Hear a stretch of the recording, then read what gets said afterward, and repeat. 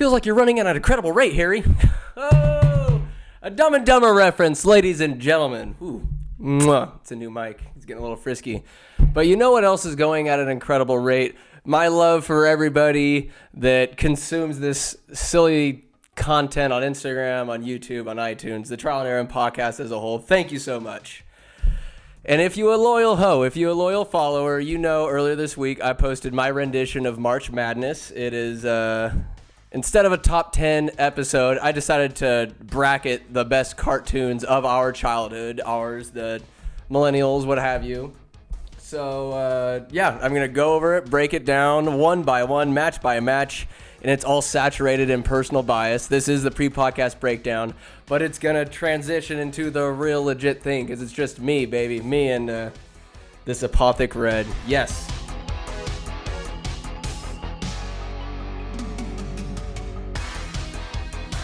Gotta go 40 days and 40 nights without all, this stuff. That's all right. We're going to survive with our other vices.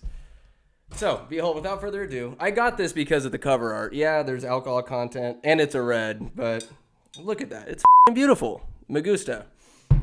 So we're going to open this up and try to use what Austin Calvert taught us. I'm going to try to go it alone here. And the coaster of choice today is Lannisters. Why? Because of Tyrion. I know not a lot of people like the Lannisters, but Tyrion, the Imps Delight, just the all-time consumer of want. Price is wrong, bitch. That's false. Actually, I gotta go Robert Baratheon. That motherfucker drank so much more wine than Tyrion just for sheer size. Good lord. He drank the kingdom into another war. What a dildo. So yeah, we're gonna go Baratheon on this one. And my favorite sound ever. Booyah! There goes the cork. And we take these little... I think that's how Austin taught me how to do it, but just make sure there's no metal in the drink before we get started. And here's some more sound effects for you. You lose. Good day, sir. And the push. Oh my god. Wow. Let me swirl it around here. Austin gave me this glass, by the way. Fresno State Winery. California State University, Fresno. 100 years, established 1911. Good lord. A century of excellence. Huzzah! Little did you know in 1911, we about to go into one of two world wars. Oh, Fresno. Standing the test of time. Oh, that's tasty. It's fruity. It's sugary and processed chemical deliciousness. But without further ado, let's get into this March Madness, this goat of cartoons, this cartoonament. Idiot. Yep, that's my word, and I'm going to keep it. All right, so what do we have here? We got two brackets, and there's going to be more to come. I realize not everybody's favorite cartoons are out the gate, but this is only round one. We're going to take this winner and pin it up against the other ones and maybe one or two other brackets. But let's go. First things first, let's start up top left. We got Courage the Cowardly Dog versus the Fairly Odd Parents. Cartoon Network versus Nickelodeon. I was thinking about dividing it all up by type of cartoon or, wherever, like the WB, Cartoon Network, Nickelodeon, what have you. Screw it. Everybody that's getting mashed into one except for the adult cartoons like Futurama or Simpsons, Family Guy, what have you. This is all kid related, even though we got Ren and Stimpy in here, but let's get started. Courage and Fairly Odd Parents. Courage the Cowardly Dog. I recall that on, I believe it was What a Cartoon. It was like a half-hour show, but it was split up into 3 different cartoons, separate. I think I saw the pilot episode where Eustace, that crazy son of a bitch, eats these alien chicken eggs, and he turns into an alien, and Courage, of course, has to save Muriel at all times, and he's... kind of sounds like the Joker. And Courage, Cowardly Dog, he balls out to save Muriel. No matter how much that abusive piece of shit Eustace tries to give him the business, Courage always turns up for the squad. By squad, I mean Muriel. And the show itself, sick and twisted and truly dark. Just the types of bad guys they had. I think there was like a nephew that came in. He was a barber, and the music is just la la la la la. and he's just got this manic smile and an internal monologue that you hear, and every sentence ends with like, before I became naughty. He's teaching the children to be naughty. And it's a really sinister show that somehow passed through the powers that be at Cartoon Network and was presented to these young children. I am one of them. Hopefully more of you watched it, and all this is personal bias, so Courage, good on you. Naughty. Little Pink Dog versus, Fairly Odd Parents on Nickelodeon, aired the same time as Invader Zim. I should have put them up against each other because I remember on Slime Time Live, they're like, oh, we got this new show. We got Fairly Odd Parents and Invader Zim, and they're promoting them both to be the next best thing. Clearly, the Fairly Odd Parents won that race, that 2-horse race, because you never heard of Invader Zim again. Dope show, Invader Zim. We'll get to it later, but Fairly Odd Parents for Timmy Turner. Best that show got. They had Dale Dimmadome, Arnold Schwarzenegger. Like, there was some funny shit in that show. Cosmo, the borderline autistic husband to Wanda, pink hair, and then we got Timmy Turner, his dad. His dad was irritating, as was his mom. Dean Goldberg. Like, there's a lot of good things to love about that show. But there's more to love about Courage, and that's why Courage is moving on to the next round. Boom, Fairly Odd Parents, I'll give you a wish. Kiss my ass, because you don't have what it takes. You were enjoyable, but not as much. Now I gotta Obama your ass. I'm taking off the sweatshirt. I'm not gonna roll up the sleeves because I got this dope RoboCop. No sleeves involved. Get out of here. Now you guys are gonna have a great view of my pit sweat because I'm that excited. Courage the Cowardly Dog, you'll win in it first round, baby. All right. So the next contenders we got are the Magic School Bus and Invader Zim. Aforementioned Invader Zim. Dope show. Alien. I can't remember the premise too well, but I just know he's this alien and he's got this robot Dib. Totally adorable. All the kids that went to Hot Topic got the patches on their leather jackets with all the, the spiky spikes on their shoulders. Who am I to judge? Put on all those goddamn patches. Put on Dib. Put on Zim. It was a sick and twisted show. One episode in particular, I remember Zim was just harvesting the organs from all the kids at the school, and he's just this morbidly obese, super healthy being because he has about 20 kidneys, 3 hearts, 18 livers. It was just ridiculous because he had so many organs. I don't understand what happened with that episode. Wow. It wasn't enough to keep me watching. It wasn't one of those cartoons where I was like, oh boy, Invader Zim's on.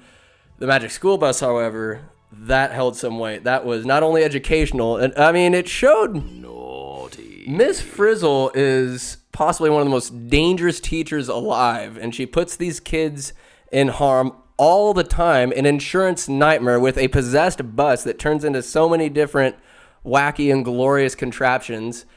I remember as a lad, I got the computer game where they go inside Arnold's body. They go all through, but quite the invasion of privacy, might I add. But who gives a shit? Miss Frizzle's redheaded, has no soul, and is therefore above the law and the rules. She knows it's 2020, and there are no rules, even though this took place in the 90s. And I think they tried to revive it a little bit. Come on. You captured lightning in a bottle. Put the bottle on the shelf. Let it be. Let us just remember the good old times. But Magic School Bus definitely packed a punch, has some weight, and that's why it beats Invader Zim. That's right. Miss Frizzle takes the bus, shifts it into second gear, into the second round. Moving on. Naughty. Wow. Wow. That'd be great for an Owen Wilson. Wow, wouldn't it be? Future Aaron, got my back. Wow. All right, next we got Ren and Stimpy versus Johnny Bravo. This is interesting because Ren and Stimpy is very much like an adult-oriented show. It's very disturbing in some ways. Mommy didn't let me watch it back in the day, but I would because I was naughty. Shout out to Courage. Naughty. It was just so wacky and obscene, and the animation was just... Naughty. I don't know, there's something that just draws you to it. And there used to be, I don't know if it's on YouTube anymore, but it was an uncensored Ren and Stimpy where they cuss and they're in a homosexual relationship, and it's like, I don't know if it's a pilot episode or an episode they never meant to be aired, but it looked like it was animated back in the early 90s, possibly late 80s. but it is not the childhood Ren and Stimpy. It's such a bizarre show, but God, I love seeing it on. Now it's on at like, I don't know, 1 a.m. or something like that. You should still see it. It's worth the watch for what a ridiculous show it is, but hilarious. Stimpy, the lovable, like they're both cat. No, Stimpy's a cat, Ren's a dog, and the writers don't give a shit. They have this toast superhero guy. His head is a piece of toast, and he flies backwards. Always an emphasis on buttocks. It's just a weird ass show. It's just a truly genuine Nickelodeon 90s cartoon where it's just weird for the sake of it, for the art, for the why not. And that's why, let's see, Johnny Bravo. I can relate to Johnny Bravo. Just no play, living with mommy and daddy, and he tries so hard. He thinks he's, I mean, I know I'm not that cool, but Johnny Bravo was just his own biggest fan, and I enjoyed that show when it's come on. Do the monkey with me. He's a go hard, and he never stopped trying, even when he got just smacked so many times. I mean, maybe he was priming kids to get ready to verbally harass women. I don't know. It just depends on where your perspective is on it. I thought it was a funny little show, but not funny enough to beat Ren and Stimpy. That's why Johnny Bravo ain't making it out of the first round, just like he doesn't make it around first base. You lose. Hold on to your virginity, Good day, sir. Johnny Bravo, because who knows? Maybe you'll lose it one day, but for right now, you got it front and center. The price is wrong, bitch. But this next group, let's see. We got Tom and Jerry versus Rocket Power. Two ends of the spectrum, right? I'll talk about Tom and Jerry first. Ageless. Not only did they not need to speak, that's the premise of the show. It's like Wile E. Coyote and Roadrunner, but better. Because, God, I don't know what it is. The animation changes over the years. Like, I think it came out in the 40s, 50s, 60s, what have you. It was old. And I think I remember, like, there's a producer. I remember the episodes I always loved. It was by Fred Quimby.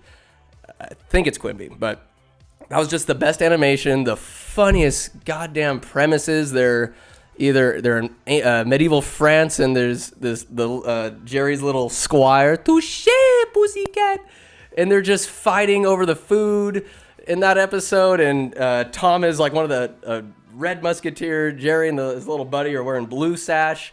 And they're fighting, and the mice end up winning naturally. And then at the end of the episode, you see the guillotine go up and just chop down, a.k.a. Tom dies. But it doesn't matter. It's so overly violent. It's the inspiration between Itchy and Scratchy. When you look back at Tom and Jerry and just how obscenely violent it is, there's episodes where Tom's literally just tossing dynamite into the mouse hole, shooting guns at one another. It was outrageously violent. No blood, no death, but I guess there might have been death. I literally just said there was. But it was just wholesome, funny, and the different premises and everything. There is the bulldog Spike and his little boy. The most baller part of that goddamn show, and it's the reason I'm going to tell you right now. Tom and Jerry beats Rocket Power. Spoiler alert! I'm going to tell you exactly why, and there's a GIF about it, or it's on YouTube.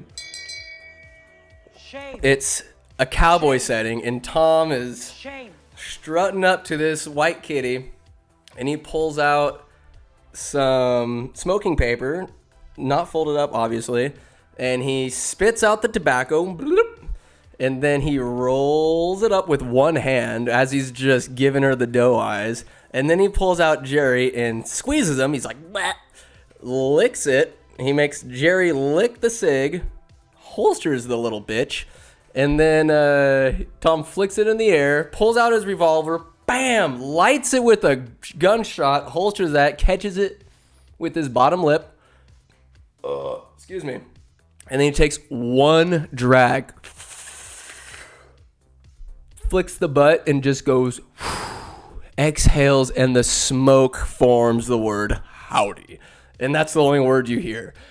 Oh my God, it was the most baller thing I've ever seen in my life, and that's why Tom and Jerry wins. But before I get too ahead, I put my head even further up my ass, I'm going to take a deep breath and talk about Rocket Power, because there is no other show like Rocket Power at the time. It's a show that I was legitimately excited to see when it's on. There's very few, like Magic School Bus, yeah, it's all right. Tom and Jerry, hell yeah. Rocket Power, like you're juiced, your adrenaline's pumping when those intro credits are rolling and they're at ocean shores. And then there's Sam. I remember there was a behind the scenes kind of thing for Sam. There was literally an N on his shirt that he wears literally every day of his cartoon existence. And I guess he was originally supposed to be from Nebraska or something like that, but he's from Kansas. And they moved to Ocean Shores, he and his mom, because his dad comes to visit one time, but his dad's always on the phone, and Sam's totally bummed out because, God, what's his dad's name? Something Dollard, and he's taking Reggie, Otto, and Twister, and Sam out to all these fun things, but he's always on the phone, not paying any attention to dear old Sam. Eventually, at the end of the episode, the emotions come out, and the dad realizes, I need to spend some time with my boy. Good morals of that show, but those were some athletic kids because they could snowboard, they could skateboard, they could roller skate. They reminded me of Brink. They play hockey. Apparently they can't play ice hockey though, because when there's snow at Ocean Shores, Sam is now the baller spinning around on his shoes. In the Midwest, you're born with these skills. And then all these kids from California that are balling out athletically can't stand on the ice. Ain't making no sense, but the Shore Shack was at a dope spot. They're on the pier right there. Tito is just smoking God knows how much silly lettuce upstairs where he lives, comes back downstairs, cooks up the burgers, and it's just wheeling and dealing this junk food to the kids after school. They just come there, get some fries, and then they learn some ancient Hawaiian knowledge that Tito, he's just smoking and just becoming one. He's channeling the messages from the ancient Hawaiians. God bless him. But too bad they don't tell him how to lose some weight. Tito, you gotta look after yourself, my boy, because there's an episode where you and Raymundo are in a paddleboard competition, but you both ain't got the stuff to finish it. You thought I forgot. I did not. Anyways, let's see. Lars was the bad guy, Twister's older brother, but it was just a cool show. Something totally different. It made going outside and being athletic and just going outside in general really cool. It was a thing to do. Be athletic, be a hero, do you. And that's cool, but it's just not enough to beat Tom and Jerry because I just love Tom and Jerry. It's ageless, it's timeless. Rocket Power, you had your run, but nobody quotes you. Nobody knows, Otto and Reggie. No, they know Tom and Jerry.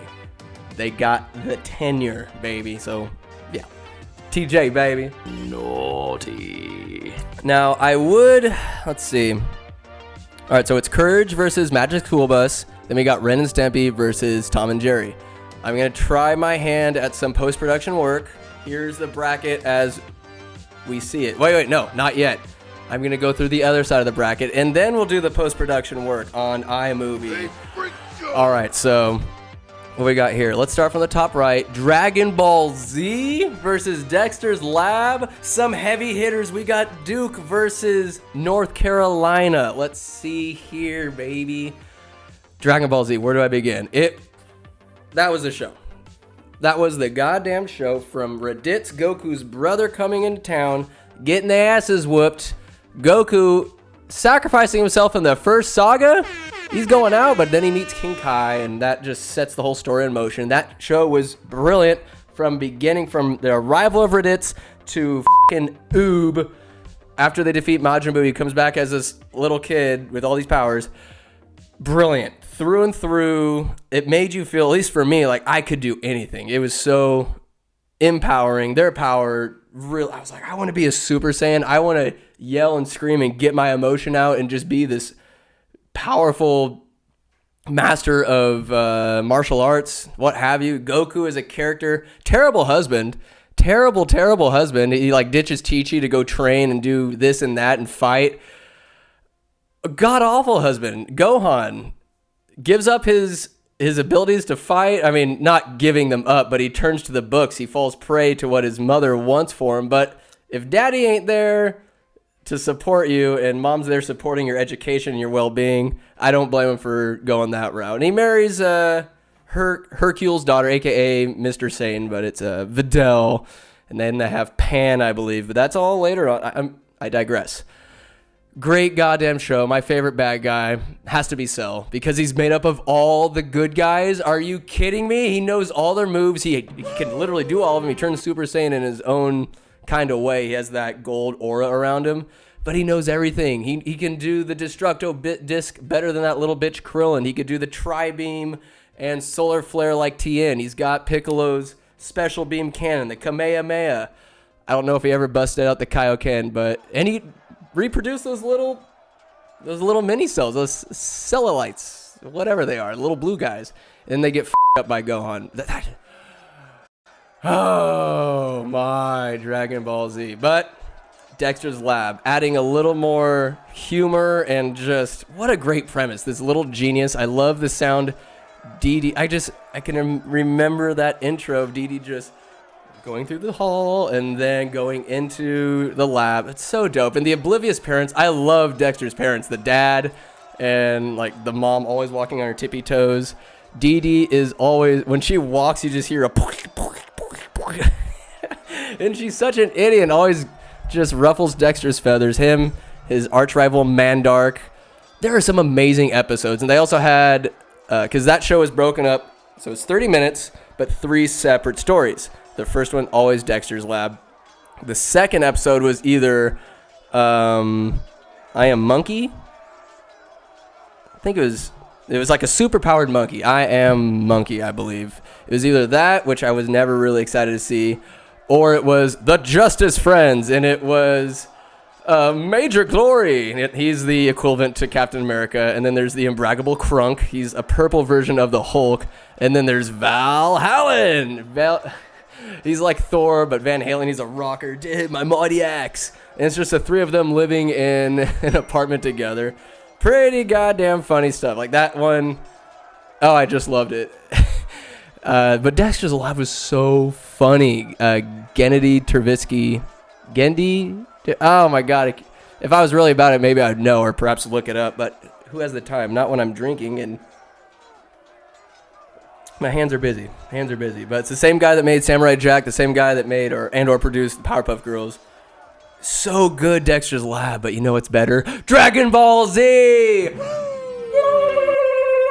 That's why it's moving on, Dexter. I love you. Wow.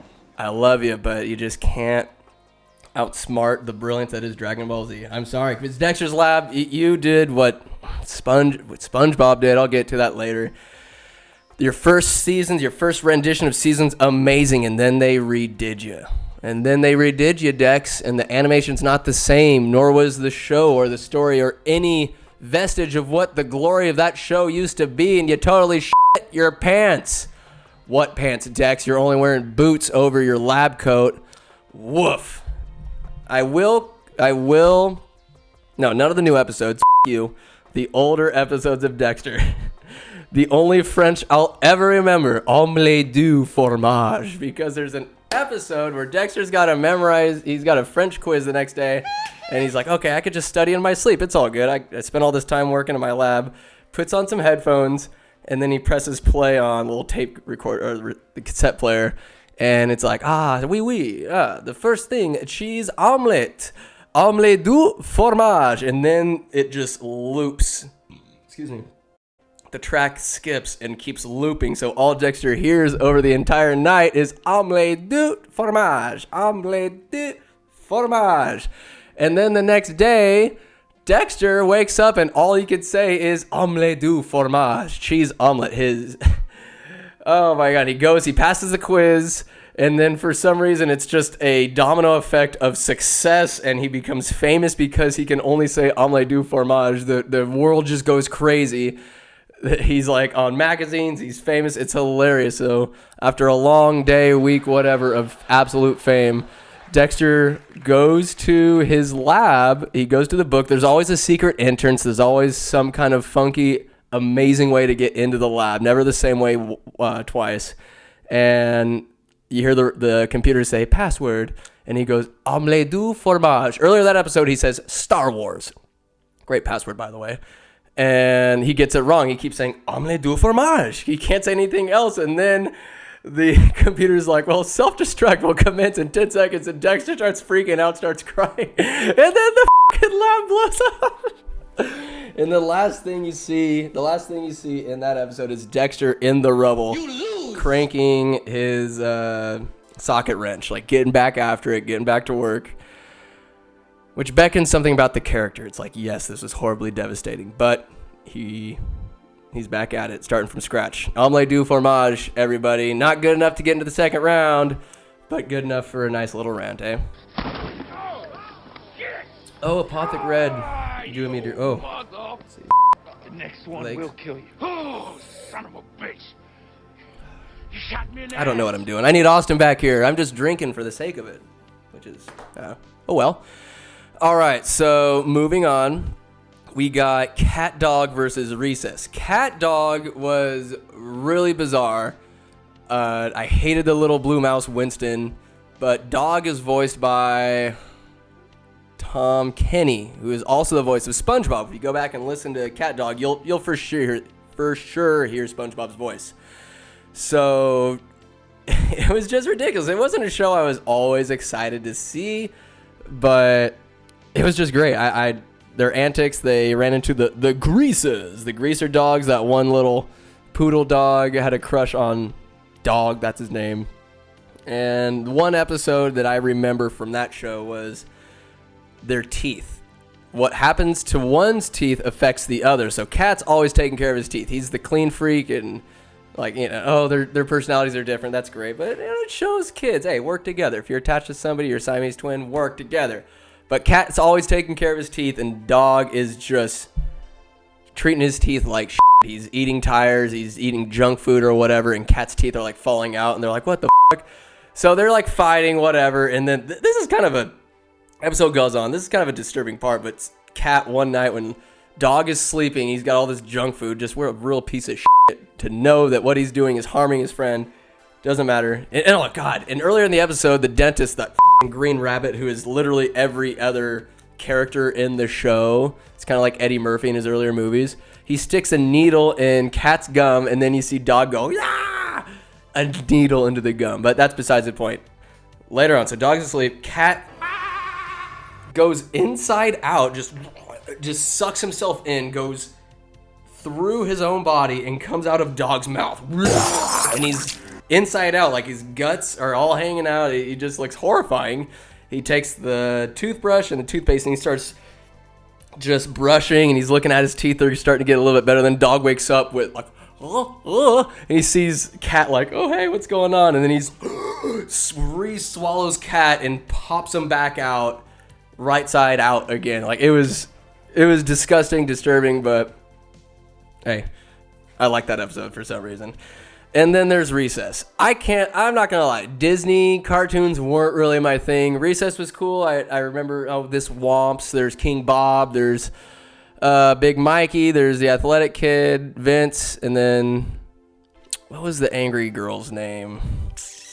Spicoli, Ashley, I remember was her name. Spinoli, and then TJ Detweiler. One episode I remember from that show was like the principal took them, they were playing kickball, and the principal's brother had a mirror image of TJ and his friends, and they played each other in a game. God, what was it? There's Miss Finster and her snitch Randall, this little hunchback little dweeb that looks like Mr. Burns from The Simpsons. I don't know, a lot to like about the show, but not enough. Cat Dog wins. Yes, Recess, you had a movie backed by your big-time Disney budget. There's a you to you, Disney. I won't endorse. Cat Dog gets the dub. So You lose. Good day, sir. I'm on a roll. Mas, now that we're moving on to, we got Powerpuff Girls and Los Rugrats. But first, the sound effect. Push. I can do that right, at least. You swirl. Ooh. Alrighty. We have the Powerpuff Girls versus the Rugrats. Powerpuff Girls, a relative to Dexter's Lab. The animation, the quickness, it was funny. It's sugar, spice, and everything nice.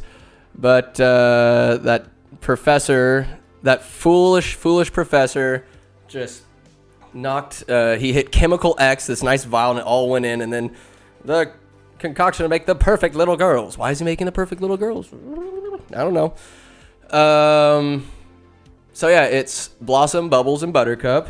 No fingers. Why would they have fingers? If they're the perfect little girls, no fingers. But they were cool. The bad guys, Mojo Jojo, they had this half lobster, half devil looking drag queen bad guy, which, I don't know, it was all good. I think his name was Him, maybe. But really kind of creepy character, but really cool. But Powerpuff Girls, I can't really recall too many episodes. I'd watch it. It was like before Dragon Ball Z or something like that. If there was a show I wanted to watch afterwards and Powerpuff Girls was in the way, I would humor them, but I would not, truly heed what I was watching. I'm like, all right, congratulations, you saved the day. But Rugrats,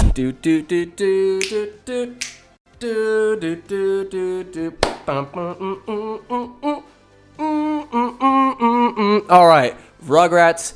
That's the GOAT, right? Not the GOAT. Whoa. I misspeak. Idiot. Between these two, Rugrats wins. That's for goddamn sure.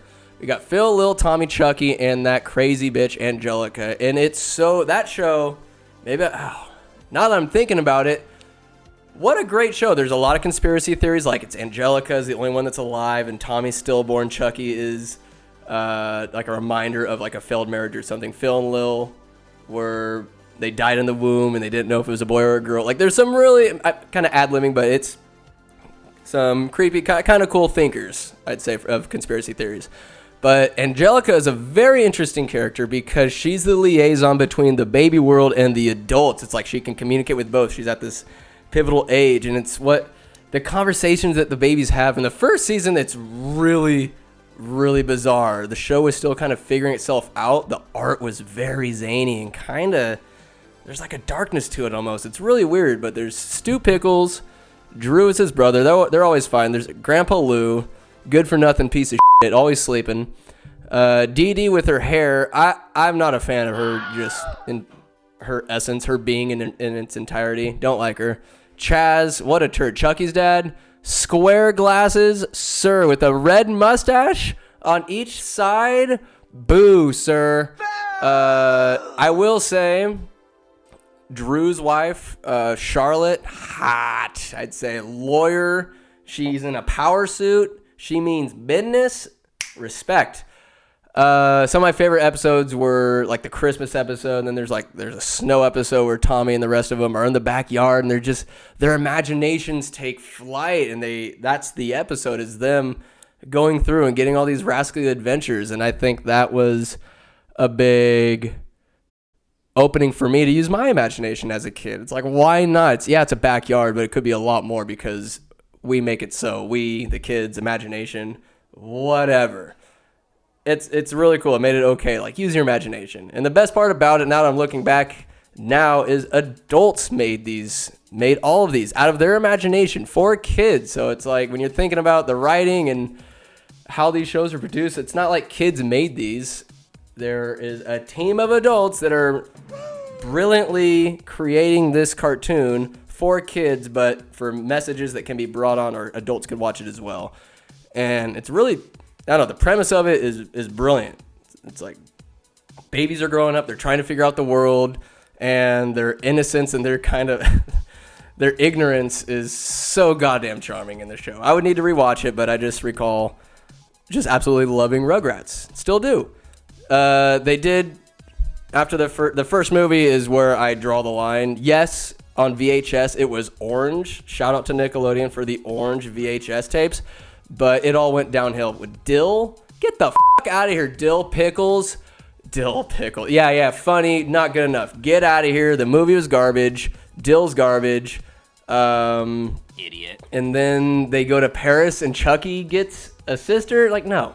And then they have all grown up. I remember seeing an episode, they're still crawling around, Tommy, you in high school, and you still have that little screwdriver to try to get out of the house. Idiot. Get the fuck out of here.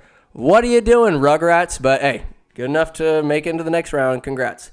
Whoop-de-doo, Basil. Moving forward, we have the SpongeBob versus my boy Doug. This was pretty tough because Doug was the show that helped me anthropomorphize everything. You know, there's an episode where he has old shoes, and he needs to get new ones, but he has a daydream where they're like, "Whoa, why are you getting rid of us, Doug? Didn't we treat you right?" "Yeah, we did." Oh my god, and just the beatboxing. Do do do do do do do do.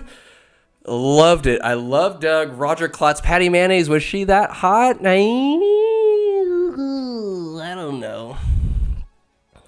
She was there. Doug Funny with an IE, his neighbor. Oh, what was it? Mr. Dink and his wife. Mr. Dink must have been balling because he always had the latest technology. Pretty dope house. Skeeter, the diversity of that show is great. You got blue people. You got Doug, the white people. You got Roger, he's green. Patty's kind of brown, super tan. Who else? Phoebe's purple. Every color's welcome. It doesn't matter. That's how. It doesn't matter what color you are. Be any color. You can be all yellow like the Simpsons. Who cares? Doug said, I don't care. We're going to be different colors and we're going to love beats. For some reason, that goddamn show is just centered around beats. There are the Beats, which is like the band in that show, which is a knockoff of the Beatles. I-U, killer tofu. Okay. Y'all know what I'm talking about. If you're about it, you're about it. You know the Beats. But great show, Doug. Loved it. He journaled, he drew. Quail Man, Smash Adams, Race Bannon, I think Race Bannon was Doug's Indiana Jones alter ego. Smash Adams was Doug's 007 alter ego, and Quail Man is just his, hero. Then Skeeter was like the Silver Skater. I remember an episode they made a comic book together. But all the 90s are coming back to me, baby. They're coming back. Might even do another episode just based on Doug or whatever. But for now, these cartoons are fighting to the death. But against SpongeBob, the Kentucky of the GOAT of cartoons tournament, I will say this. I only acknowledge SpongeBob for the first 3 seasons. The first movie, I accept. Everything after that from I think it was 2003 or 2004, possibly on. No, there's different writers. The animation's different. It's just not funny. When you watch those first 3, my boy Kyle Sedgley was commenting on my first bracketing post about The price is wrong, bitch. the comedy standard that SpongeBob set, that it really dictated what millennial, what humor can be. Whether it's millennial or not, whoever you are, you can watch this show and it's just funny, and it doesn't give a shit. SpongeBob's always crying. He's materializing into different things. The characters themselves are ridiculous. Bikini Bottom, Mr. Krabs lives in Bikini Bottom. SpongeBob lives in a pineapple. Squidward's real as hell. He's a depressed, failed artist that lives in an Easter Island head for some reason, but he's a fry cook. SpongeBob's a fry cook, and he just couldn't be happier. That just shows what overall mindset is all about. Oh, when you're tackling life. But God, so many episodes from the first one to my favorite back in the day was when he's just going into different people's dreams and just f***ing with them and screwing everything up. Oh, another one when Squidward takes a bite of a Krabby Patty for the first time, and just the still shots in SpongeBob where they'll make a joke and then it's, instead of the regular animation, it's kind of a nice drawing. And when Squidward takes a bite, or before he takes a bite, SpongeBob's like, "Are you sure you don't want one?" And Squidward goes, "Does this look unsure to you?"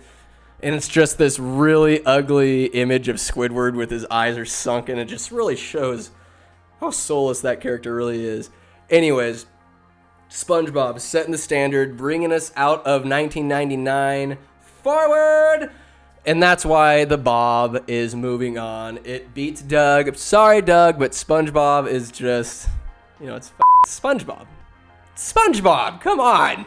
Everybody loves the Bob. First 3 seasons. If you're about the other seasons, maybe you'll be a little disappointed later on in the episode.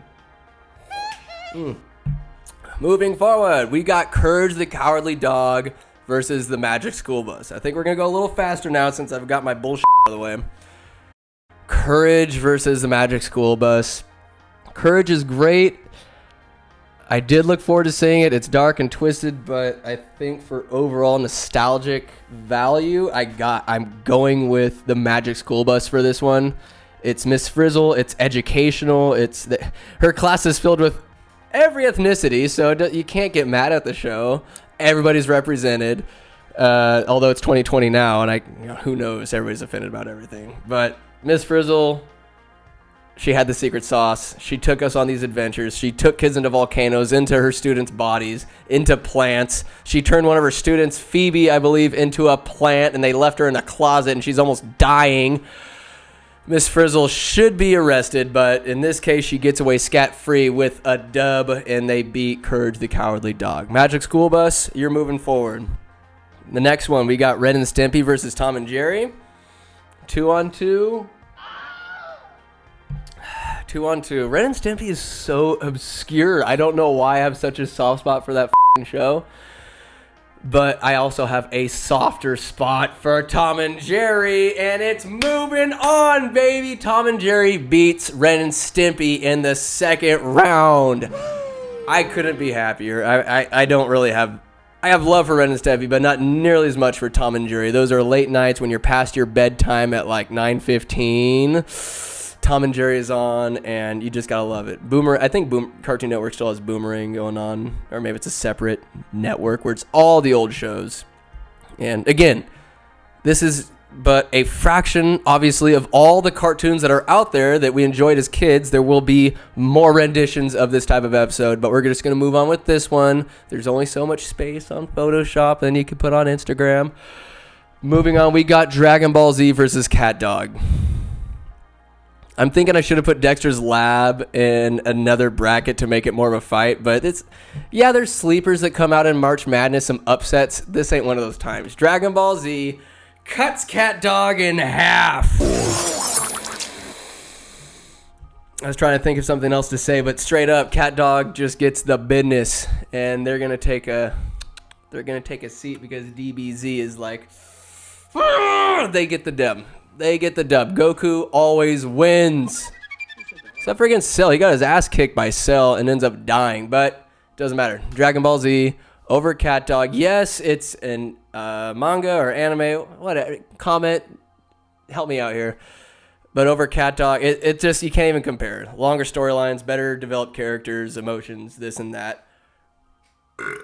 Excuse me. Beep. Booyah. All right, enough sounds, enough sound effects. We got Rugrats versus SpongeBob. This is a good match. It's a very good match. I enjoy, let's see, Tommy. We got the starting five. We got Tommy, Phil, Lil, Chucky, and Angelica. That's a solid starting five. But we also got SpongeBob, Squidward, Patrick, Mr. Krabs. Who's the fifth? Who are we going to say? Who would be an excellent fifth? Who would be an excellent fifth? Naughty. Not Plankton. No, not Plankton. Not Larry. All right, this came to mind. I don't care. Bubble Buddy is the fifth on the squad. And guess what? They tune up the Rugrats. Let's go. Rugrats, you have it. Like, you're good, but you definitely lived long enough to see yourself become the villain by creating all grown up, you dill pickles, all this and that. There's just too much. You did too much later in the latter years, and I cannot forgive you for that. That's why SpongeBob's first 3 seasons, Idiot. get the dub. Bubble Buddy, out of left field. All right, so we're going back. Magic School Bus. This is round 3. Round 3. Oh, my God. I completely forgot to do the post-production brackets. All right, here's what it is right now. Maybe see it, maybe not. I don't know. Future Aaron, try to work your magic. We'll see. Right now, I'm just enjoying myself. All right. Thinking now I probably should have rearranged these teams, but hey, it's all good. It's madness. That's why the madness has brought the Magic School Bus versus Tom and Jerry. Because there's some matchups that would have been better, like Cat Dog versus Dragon Ball Z. I would have had Cat Dog versus Doug or something. Whatever. Next time. But we have Magic School Bus versus Tom and Jerry. This is just kind of a throw up. Tom and Jerry, you only got 2 guys on the squad. No, you got them 2. Got Spike, his little kid, and then that little white mouse. Touché, pussycat. Master School Bus, you good, but you just can't compete with that good old-fashioned violence and just zaniness that they speak very few words in Tom and Jerry, and that's why I find that show so fucking amazing that it's universal. Yeah, you could put some subtitles on it. They say very few words, but it's unspoken. Cat chases mouse. Tries to get him by any means necessary, and I think it's a delight. So Tom and Jerry makes it to the finals in this round 1 version of the Go to Cartoons. Meanwhile, we got Dragon Ball Z versus SpongeBob. I didn't even talk about Dragon Ball Z. All right, what's the starting lineup for Dragon Ball Z? Goku, Vegeta. I'll throw a Piccolo. You got a Piccolo. I'll throw some bad guys in there. Let's get Cell. And who's another one? You lose. Just because he goes out like a badass and I'm sentimental, Bardock. A.K.A. Goku's dad. Oh. Let me replace Cell with Trunks. Let's get all Saiyans in there, baby. And then we got Bardock, Goku's dad, who goes out like a champ trying to fight Frieza. He's out there in space tuning up them boys, and then Frieza's like, yeah! And then sends down this, moon-sized blast and just destroys planet Vegeta. Wow. Yeah, that starting 5 versus SpongeBob. All right, my gripe with SpongeBob. I already griped about it after the movie. It just falls off. And nowadays, if I look, SpongeBob's on. Year 2011. Nope. I can't. Just because I can't doesn't mean other people don't enjoy it. But since this is, my show, fuck that. It's all about the first 3 seasons of SpongeBob. They're on Amazon Prime, I believe. They are untouchable, but because there is that ugly side, like the back end, like the beginning of SpongeBob is this nice, beautiful haircut, but then there's this unbecoming mullet that just smells like shit. It sucks. I can't stand it. Dragon Ball Z is nice through and through. It is what it is. Dragon Ball Z wins. I'm sorry. SpongeBob, take a seat. I love the memes you've given us. Again, those first 3 seasons, I love them to death. I know them very, very, very well. Almost by heart, damn near. But before I just completely move on to the championship between Tom and Jerry and Dragon Ball Z, a story about SpongeBob. Every Sunday, my Grandma Barr, makes biscuits for the entire family, all the cousins, the aunts, uncles, everybody comes over. And this is one of the rare occasions that my papa comes along. And usually when I'm done eating my chow, I'm in high school at this point. I'm done scarfing, like stuffing my fat face. I go into the living room and turn on some cartoons. Traditionally, you gotta be watching Sports Center in there or whatever. I'm like, hey, it's just me. I'm watching some cartoons. SpongeBob, boom. SpongeBob training episode, boom. One of my favorites when you don't want to be a Squidward, and it's hilarious. And my dad walks in at the absolute worst moment possible. He goes in, sits down. It's early. He's kind of tired. And Granny's like, all right, what's my boy watching? And it's at that part in the training episode where they're about to reveal the Krabby Patty secret formula. And the Krabby Patty starts off super small, and the narrator goes, da da da da da da da da da da da.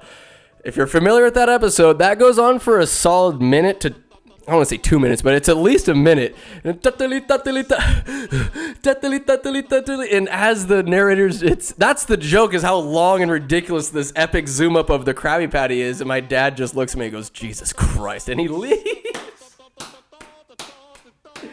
His high school son watching these fucking cartoons, and I loved it. I felt ashamed. I was like, I'm going to keep watching this episode. And then SpongeBob's like bowing to the Krabby Patty. That's when that show just had it, and then it lost it, and that's unfortunate.